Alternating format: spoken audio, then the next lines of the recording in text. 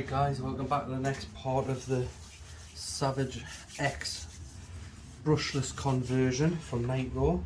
So in the last one we left it, we had just rebuilt the gearbox and obviously we needed to change the spur gear. Now I've actually done this off camera, but it's quite a simple thing to do. Basically you need to undo this nut, take out the spring, pull off the old spur gear, put the new spur gear on, put the screw in with the spring, tighten it up fully. Best way to adjust it is tighten it up as much as you can while holding on to that. Once you've got it to where it is, just take it back about a half a turn and maybe a full turn if you want, and that will obviously be quite adequate. So the next part is we're going to get the chassis back. The next part we're going to do is we're going to put the gearbox in place, which is pretty straightforward. Spur gear pointing to the back.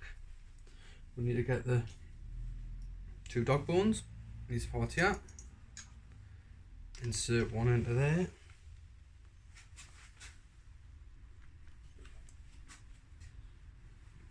Now let's just check. Now I believe the shorter one is for the front.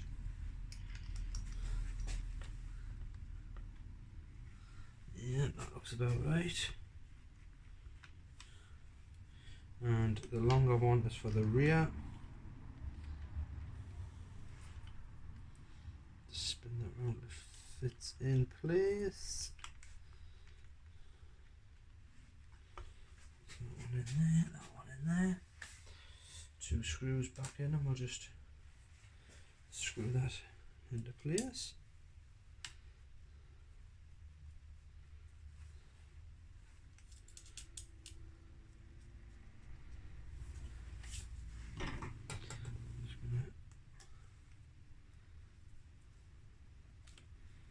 Screw that into there to make sure it stays in place where we need it until we offer up the new engine mount and see what that says. Right. So that's fine in there. That spins. Now the wheels turn. All good. So the next thing we're going to do is get the Hpi Savage Flux body mounts, which I got off eBay I think it was, and in this kit you get a bag of screws, your two body mounts, engine mounts, and actually the plate as well. Now I just want to compare that to the original one that come off, and quite a bit wider. Yeah, it's definitely quite a bit wider from the. We may need to do a little bit of chassis modification to get that to fit, unless we can get that mount to fit onto there. So I'll slip into there, that'll fit into there.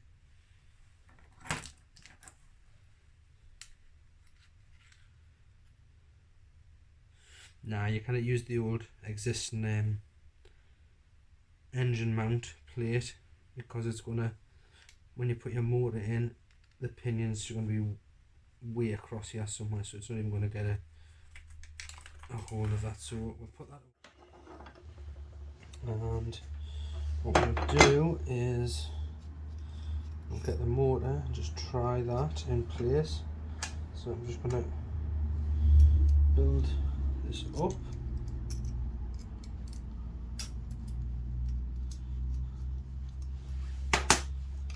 So that screws up. That goes to the front and attaches to there. Oh god, it's going to need quite a bit of modifications on that. Looking at it. Yeah, it sure is. Right, so first off anyway, we'll fix the, hoping I bought the right friggin' mount. That's basically what it, I'm assuming, will go like. Now when I push that into there, Yeah, now I don't know if you can see on the camera, it looks like we're going to have to trim part of the chassis this side and possibly the other side. Let's have a squiz at that. Put a motor in and see where she sits.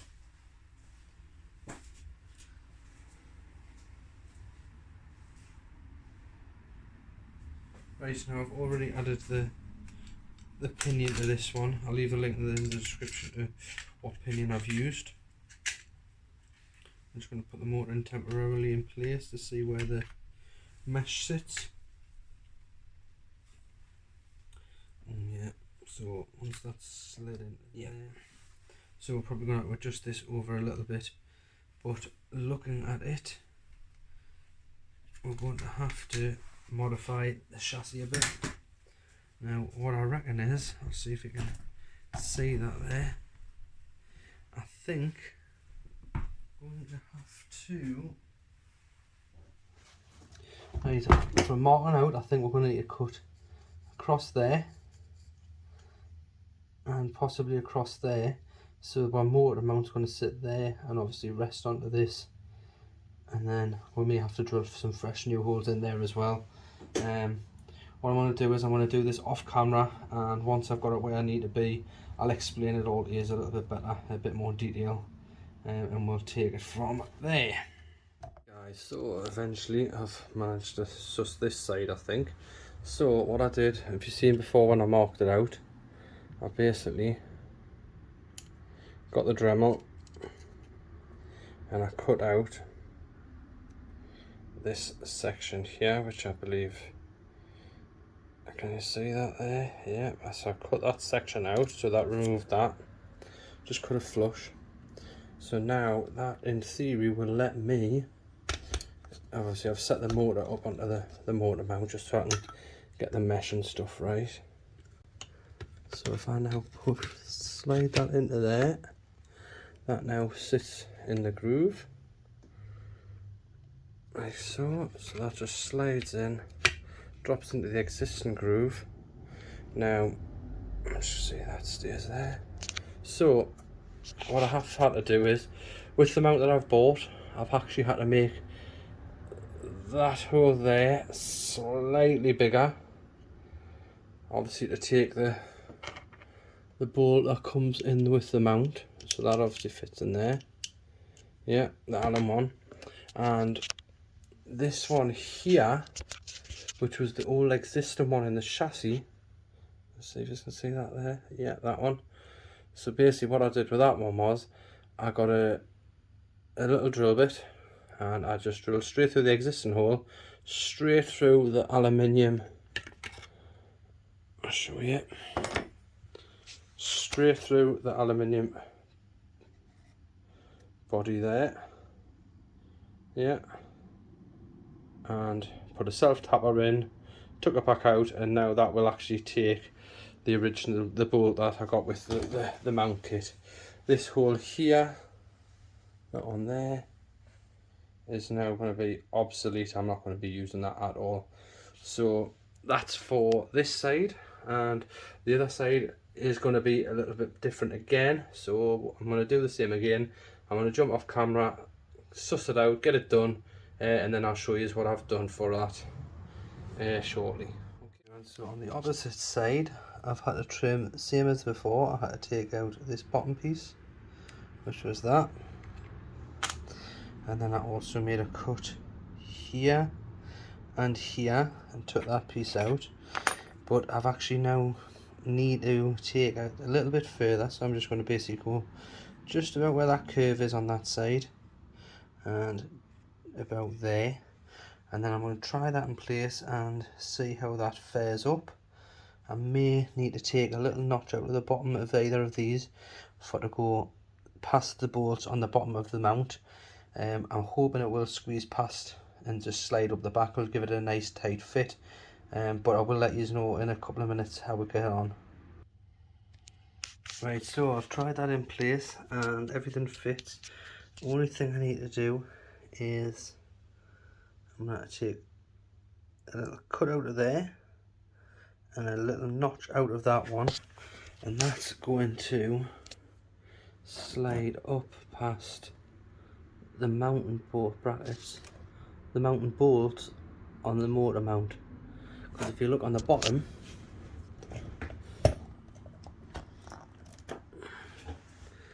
you can see there, it needs to slide up between the chassis and that mount there. Okay, so I'm going to chop that bit out, we'll try that in place and see. Right everyone, so this side's a right pain in the arse. So what I've had to do is obviously cut all the bits out that I cut before. I've now also had to trim down this little piece here and cut that bit straight down because there was a section that went across there. And I've also had to trim on the new mount which I've bought, which is obviously, I'll leave the link in the description for. I've also had to modify that ever so slightly, and I've had to basically take a little bit more off there, pretty much about 3-4 mil, and also had to take off the strut from the bottom, this piece here, which should have went right to the end, and I chopped that down just before the screw head. So now in theory, when I go to put this in place,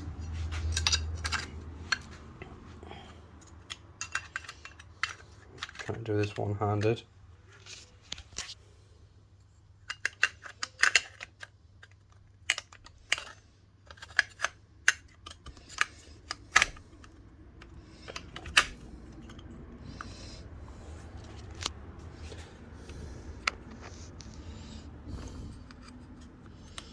I'm just going to put this down a second.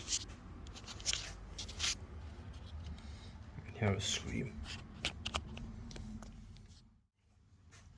And then I'm just going to undo this a second because it is a very tight fit, which is a good thing. Snug as a bug and a rug and all that shit. So that side sits in the groove still, that's your guide. And then that one sits down nice and flush. And if I tighten this side up, now this side up,